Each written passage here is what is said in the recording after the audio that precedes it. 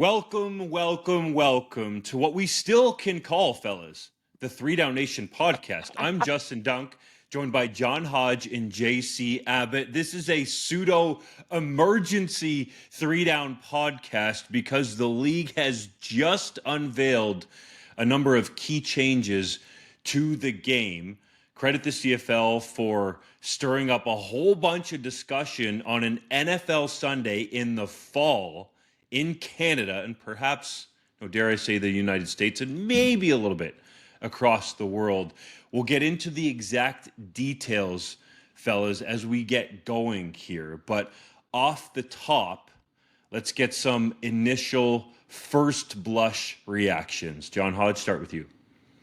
Well, I think the CFL should be commended for making a splash, right? This was well protected. This was well, I think there were probably some insiders who were muzzled on this, but that's part of any industry, including professional sports. There are lots of NFL insiders, NHL insiders, etc., who are muzzled on different things. It's clear that was the case here with some CFL insiders, but I thought the CFL, I think some fans might be feeling taken advantage of, given that they were left to spin in a vortex of anxiety for the last 24 hours. But look, sometimes if you want to get headlines, you want to get attention, you want to get people talking about your product, you have to hold your fans in some suspense. And so to that end, I think the CFL deserves credit. There was buzz about these changes. I was hearing things about a shortened field potentially. We'll get into that, of course, on Sunday. But I thought this announcement was well done, and my first blush, we'll break down all the rules in a moment here, fellows. I'll take us through them. But my first blush is that these are generally positive changes for the Canadian Football League. Well, I was certainly one of those who was swirling in the vortex of anxiety as a CFL traditionalist, and I must say I am somewhat relieved by the changes that were announced. I don't love all of them. We'll get into that in a minute, but certainly I think there's a lot of positive steps, and there's nothing wrong with rocking the boat and making some radical changes in order to try and improve your product. Now, I go back and forth on whether this announcement was done at the right time, because I do understand, you're taking away attention from an NFL Sunday. That's a big deal. You're trying to give as much notice as possible. That's also a big deal. But I wonder if this was not something that could have been done a little bit more effectively in the offseason when there isn't news about the CFL to keep you in the cycle. I think that was potentially a missed opportunity here. I would have liked to see this announced in February or when we're in the thick of the doldrums of the CFL offseason. But in terms of what was actually announced, I will color myself slightly relieved. I would say the same, fellas. I think one of the core facets in the Canadian Football League and in our Canadian game is 3 downs. That's a main differentiator. Honestly, when I heard about these changes, I didn't think it was that big of a deal. I can understand how the CFL hardcores might feel different and were worrying about what this announcement could be, but I thought a lot of it is smart. And the other part of this that hadn't been talked about too is the CFL can try this and amend it and change or go back. Like, I don't necessarily think that that's going to happen, but that was my first blush take on it, was like, these are major changes. I get it, but I'm like, it seems like it's backed up by data and well thought out. So Hodge, I think you wanted to lay out the rule changes so if people haven't heard about them, they understand, and then we'll provide further context with our conversation. Yeah, so these changes are going to be rolled out in a 2-year timeline. The first changes are for 2026. The first change in 2026 is the modified rouge, and this is directly from the CFL's press release. The rouge will no longer include a single point for a missed field goal attempt that goes wide of the goalposts.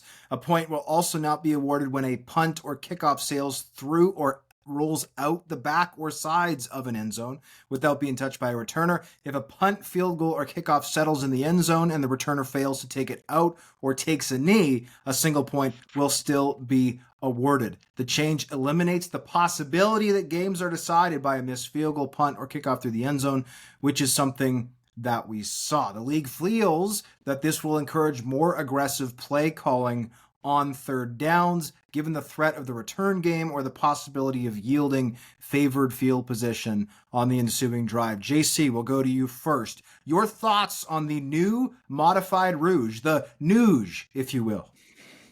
Yeah, the rouge. I like that.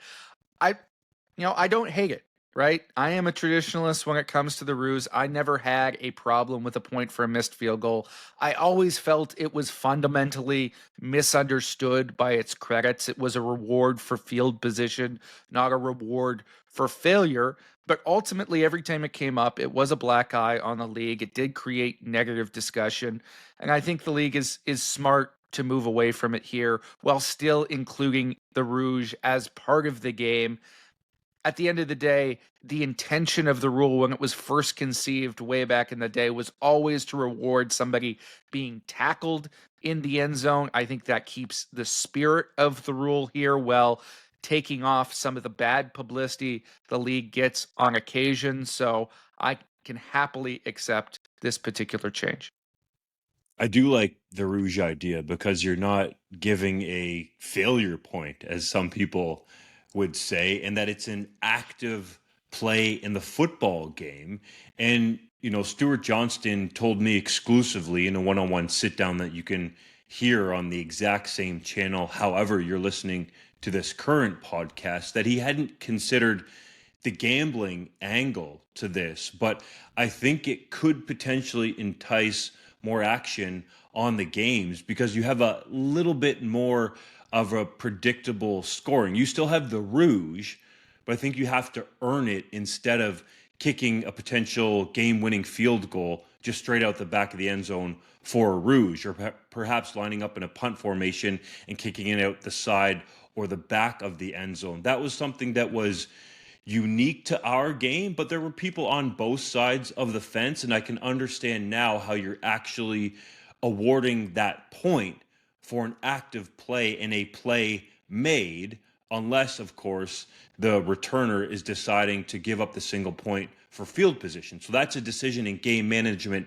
in and of itself. So in general, I like the change. I thought it was actually beneficial for the CFL when those types of field goals happen that would miss and then they would go viral, because usually any attention is good attention. But I think people, as much as the hardcores don't want to hear it, might look at the CFL in a little bit more of a professional way, and you avoid some of those jokes about the rouge. I like this change. I think that having a rouge still in play, like completely getting rid of the 1 point score, I think removes a quirk from the game that I do think adds value. But I also think that rewarding a single point for simply punting the ball through the end zone is something that probably doesn't make sense. This 1 point is now a deterrent to taking a knee in goal, right? Like that's what this is now. It's something that you're giving up to your opponent, not something that you're earning by hoofing the ball. And as kickers and punters can hoof the ball further and further and further all the time, as we've seen, I'm personally not someone who, it didn't bother me necessarily, but I'm not someone who is married to this rule, tied to this rule. So I think keeping it as something that has to be given up by the returner is smart. This is a nice happy medium. It's not no rouge, but it's also not rewarding a missed kick, which, by the way, it still bothered me a little bit when people say, oh, you're rewarding a missed kick. No, you're rewarding kicking the ball through the back of the, and it's called the deadline, by the way. That's the line at the end of the end zone. That's what it's called. You're rewarding someone for kicking the ball through the deadline. Now, if we want to have a conversation about whether that's worth a point, that's a different conversation, but that's what the conversation is. So to me, this does not bother me. I like this change. We'll go on to the next one. Dunk, we'll get you to go first on this one. Opposite field team benches. All teams will be required to have their bench areas on opposite sides of the field, eliminating cases where some players are required to run 50 to 60 yards for substitutions. Some stadiums, I believe they're all in the East Division, currently feature benches on the same side, while BC others are well. on opposites. Okay, BC is the same as well, same side. So how do you feel about this change? It's just one that makes sense. I think everybody can agree with this. Some of the positive aspects, I guess, about this is you might not have benches chirping like we saw between the Toronto Argonauts and Edmonton Elks. But I love that Ryan Dinwiddie situation. Anybody who listens to the podcast knows, or altercation, whatever you want to call it. But like this one's easy. That's a tap in. Makes a lot of sense. Evens the playing field. Yeah, to me, this is the best rule change of the bunch, and it's the one that should be zero qualms with, no concerns. There's no counterpoint here. By putting the benches on the opposite side, not only are you improving the logistics of game flow, you're also potentially eliminating some eyesores. Yes, you'll miss some of the chirping like the Ryan Dinwiddies, but you'll also avoid a bench clearing brawl like we saw between BC and Montreal earlier in the season. Those, I think, are black eyes on the league. This is a long overdue change to put the benches on opposite sides. Yeah, to me, this is an absolute no-brainer. It is good for player safety. It is good for having players run less. I am a huge proponent of running less in my personal life, so I'm great with that. And I don't think anybody can reasonably be against this change. Like, there's no good argument in favor of keeping it the same. So, check mark for me. Let's go to the 35-second play clock, fellas. And I want to go to this one first because there's some context here. According to the CFL press release, to improve game flow and consistency, a new 35-second play clock will automatically begin as soon as the previous play is whistled dead. Currently, a 20-second play clock does not start until manually initiated by the official. The change eliminates inconsistencies in timing caused by teams getting set at their own pace, varying times taken to set yardage markers, and more. The revised play clock also instills a sense of urgency in players to progress the game and continue the drive in a timely fashion. Now, the thing I didn't like about this, and I do like the consistency aspect, I have advocated for this in the past. The thing I don't like is the idea that, oh, you get a first down, there's a minute and 8 seconds left in the game. Now we have an NFL style finish where you run 35 seconds off the clock, take another knee, run another 35 seconds on the clock, the game is over. Well, according to TSN producer Chris Edwards, he tweeted that this will not happen. He says the game clock still only starts once the play is blown in. Teams/officials still need to get set, so it's not as if you can run 35 seconds off the clock each play. The new 35-second play clock merely provides a consistent time in between plays. Right now, it's wildly inconsistent. So to me, this is something I thought the CFL could have messaged more effectively at the press conference.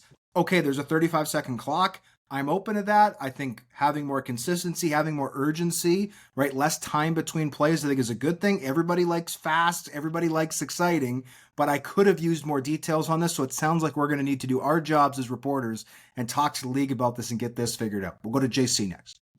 Yeah, I agree with everything you just said, Hodge. I had the same concerns, and those clarifications alleviated them to a certain extent. I still think that you're going to see a little bit more time run off the clock in these scenarios because I can't imagine it's going to consistently take the referees 15 seconds to spot the ball every single time in a 3-minute drill scenario. So that is a little bit concerning, but again, you're talking about 5 seconds here, 5 seconds there, not the end of the world. And I think it's going to do wonders for the consistency of game flow for the rest of the game outside of those final 3 minutes of the halves, because that has been sort of a quiet problem in the league for a long time with some of the inconsistency and how long it's been taking for referees to spot the ball. My question here is, why 35 seconds? I'm not arguing against it per se, but I'd like to see what the league's logic is, because we all know the NFL has this same rule. They go 40 seconds. Why 35? Was it simply you just wanted to be 5 seconds faster than the NFL? Is it because you found that on average the referees were taking 15 seconds to spot the ball, and so this gives you the same 20-second play clock as before? Show me your data, because on first blush, 35 seems a little bit long to me if you really want to speed up the pace of play.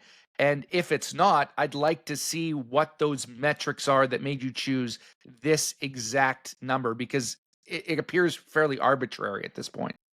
I'll try to answer your question, JC, because I was talking to Stuart Johnston about this directly, and he said he would literally be watching games in the command center, and he would start his stopwatch. Mm. And there could be some times where it was 15, 20, 25 seconds before the 20-second play clock was even blown in. So this is one where, as we talk about it now, I start to think, okay, perhaps there could be some modifications here.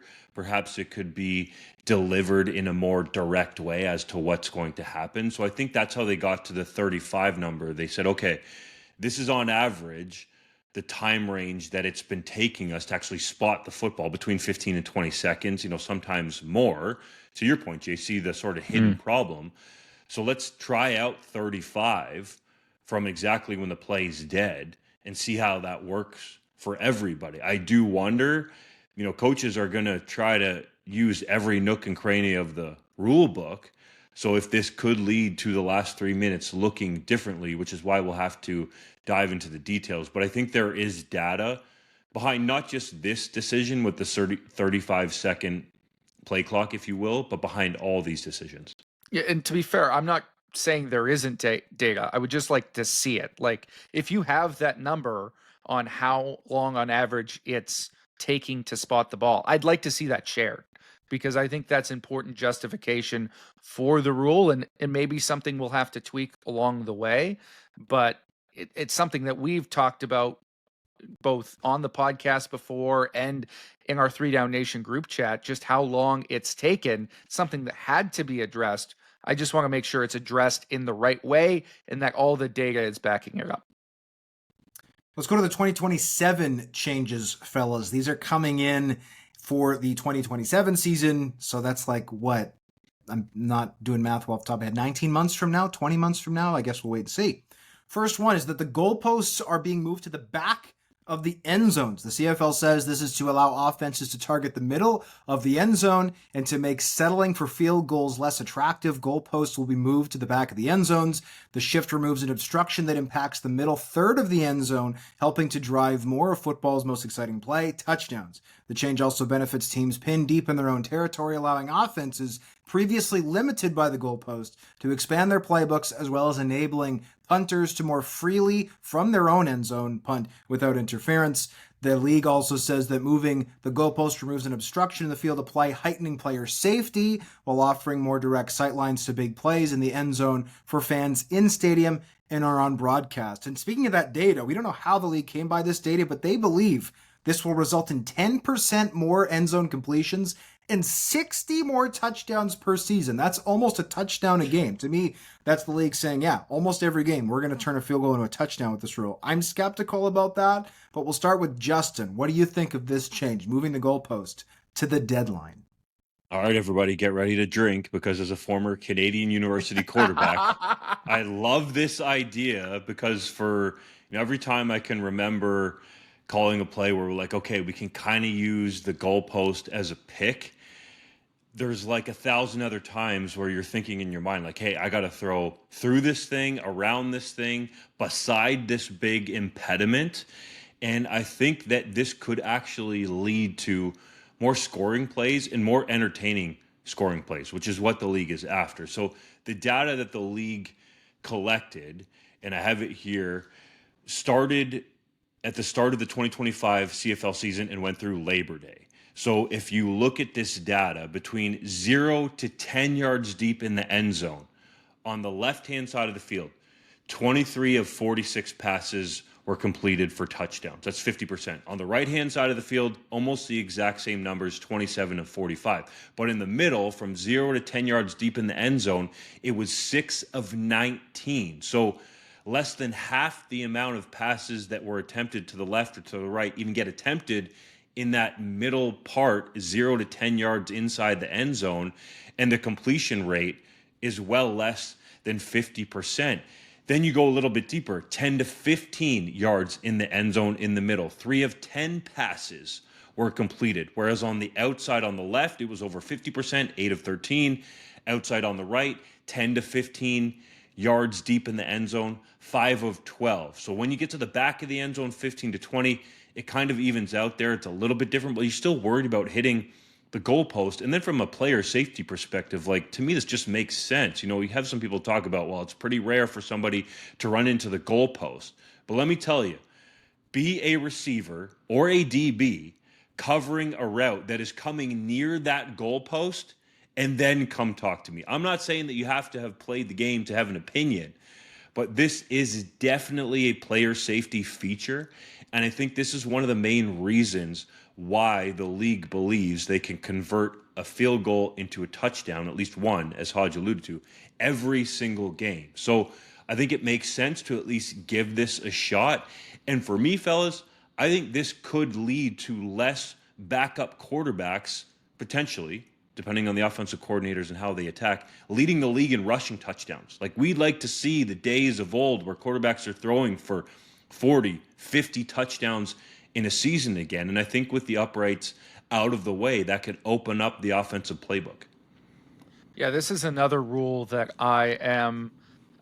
I feel positive about, right? I think there's far more good things than bad that come with moving the goalposts to the back of the end zone. Yes, it's going to make the CFL look different visually, but I think opening up that middle portion of the end zone, which if you look at the data that the CFL shared, is just an absolute dead zone right now, will be beneficial for the league as a whole. Now, do I think they're a little bit optimistic with their touchdown numbers right now? Yes, I'd be shocked if it truly does add 60 touchdowns. And I also think they may be overstating it a little bit when they say that it's going to make field goals less attractive, because with some of the other changes that we are going to talk about in a second, I think field goals are still going to be very attainable. And while you won't be able to do a 10-yard chip shot anymore, I really don't think attempting a 22 or 25-yard field goal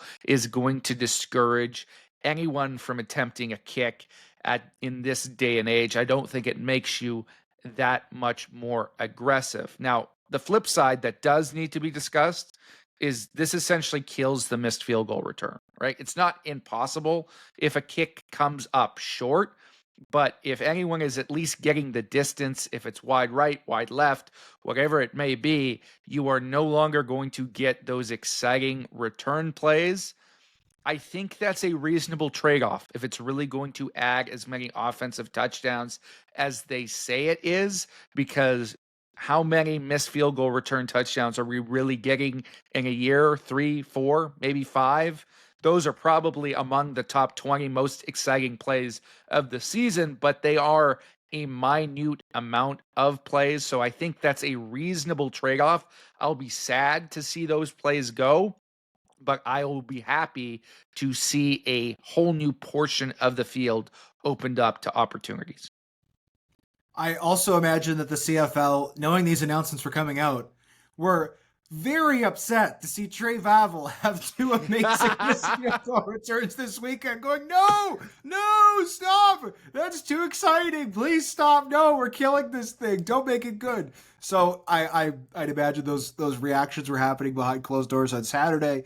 I agree that missed field goal returns are super exciting, right? Obviously not on a 35-yard field goal, because those are going out the back of the end zone anyway. But on those 55-yard field goals that get missed, even the 45s down to maybe the 40, right? Those are tremendously exciting plays. And I mean, Trey Vavel went for 128 yards. I guess unless something changes by 2027, that record will stand forever. It's not the longest ever, but it's one of the longest ever, and soon it will be literally impossible to get more than 115-yard missed field goal returns. We do see missed field goal returns in the NFL, where the goalposts have been at the deadline for almost all, certainly in the lifetime of anybody listening to this show, right?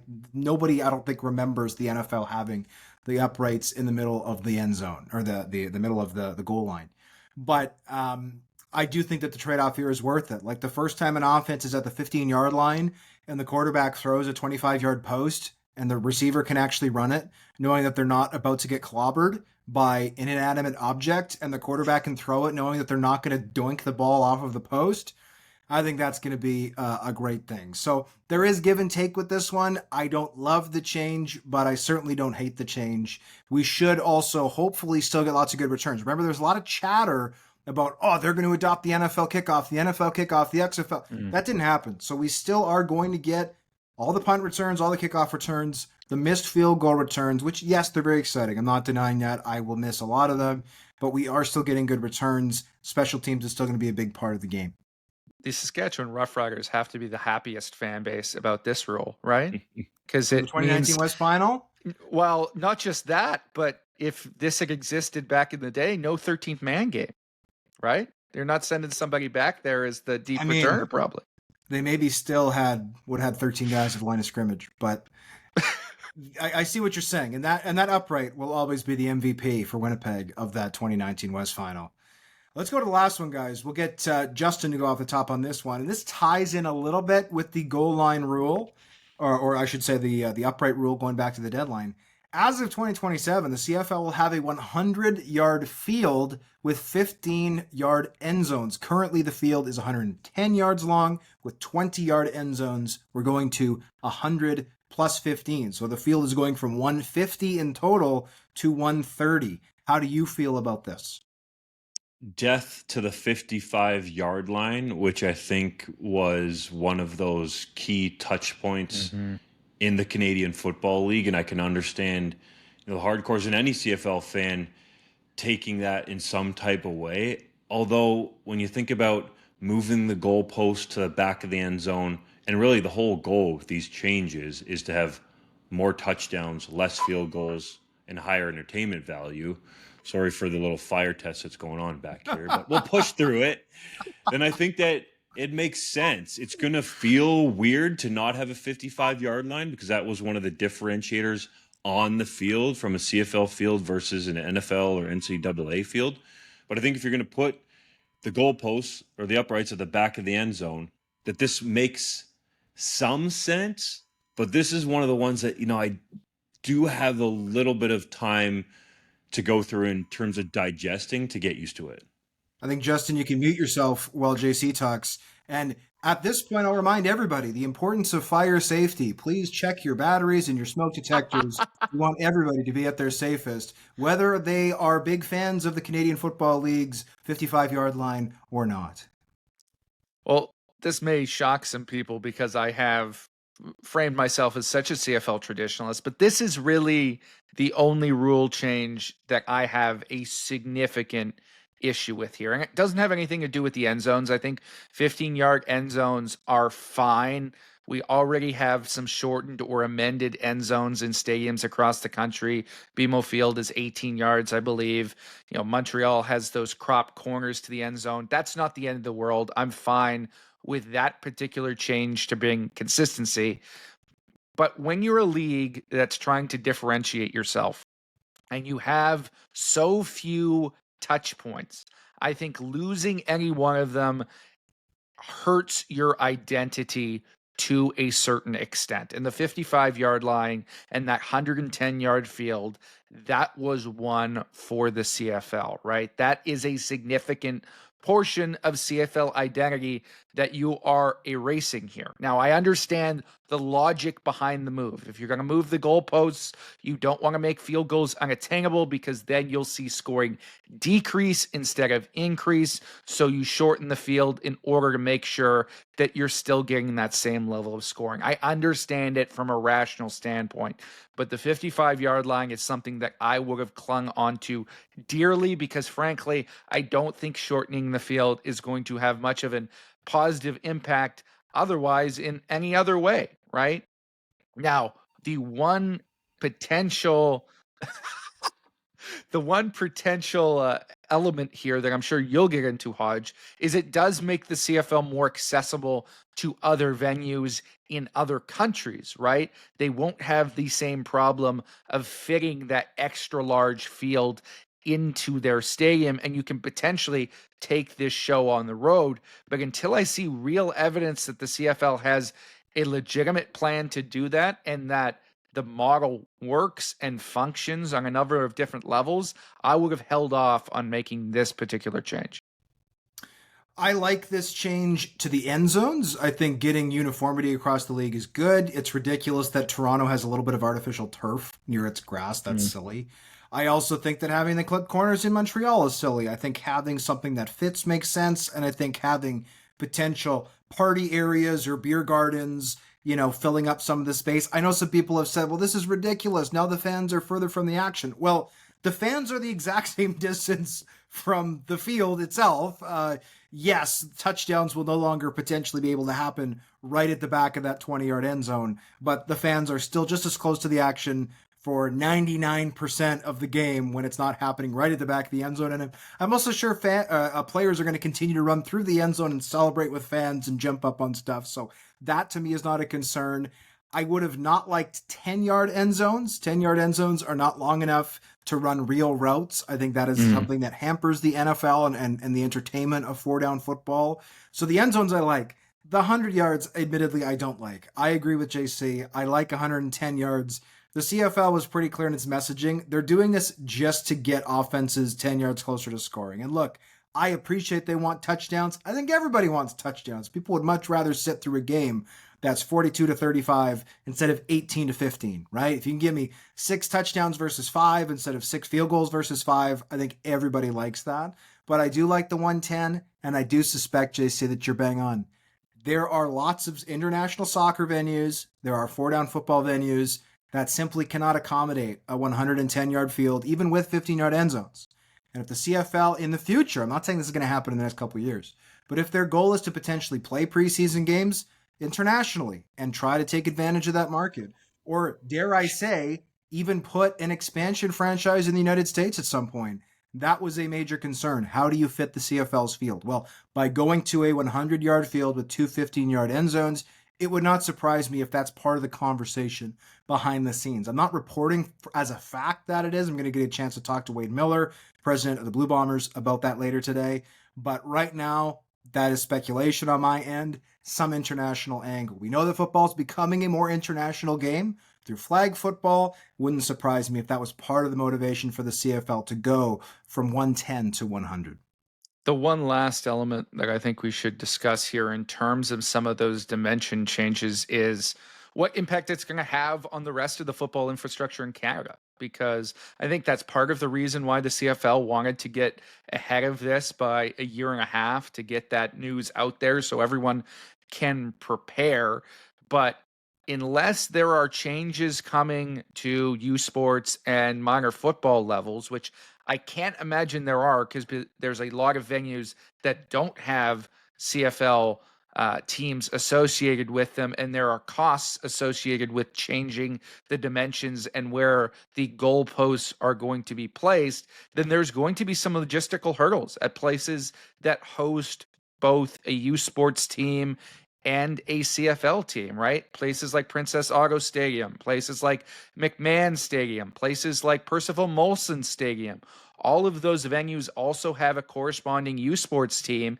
And if you're having to change the dimensions, yes, you can put a fresh coat of paint, but the goalposts present a challenge when you're moving them from one spot to the other. There can sometimes be bad spots on the turf, like we saw when the NFL tried to play a preseason game in Winnipeg and was unable to do it on a full-length field because moving the goalposts created a safety hazard. The CFL and U Sports are going to have to figure out a way to deal with that consistently week to week in the venues that share teams. I think Justin is locked in silence here as the testing continues in his apartment. So for Justin Doug, I'll have to say his side off for him. We thank you as always for listening to the show. I will say my biggest fear in this was they were not going to change the downs. Don't get me wrong. I hate the idea of 4 downs. I thought there's a chance they're going to narrow the field. Thank goodness they did not do that. All narrowing the field does is make the passing windows tighter for quarterbacks, especially after a 3 completion game from Chris Streveler. We do not need quarterbacking to be harder in the Canadian Football League. If anything, we need it easier, so thank goodness no change there. All in all, I think this is a very good conversation, mostly positive on our end, but we'd also love to hear from our listeners. So let us know in the comments, social media, all those things, like, rate, subscribe, all that good stuff. For Justin Duncan, JC Abbott, I'm John Hodge. Thank you for joining us for the pseudo-emergency podcast. We'll see you next week. A real emergency based on the fire alarms.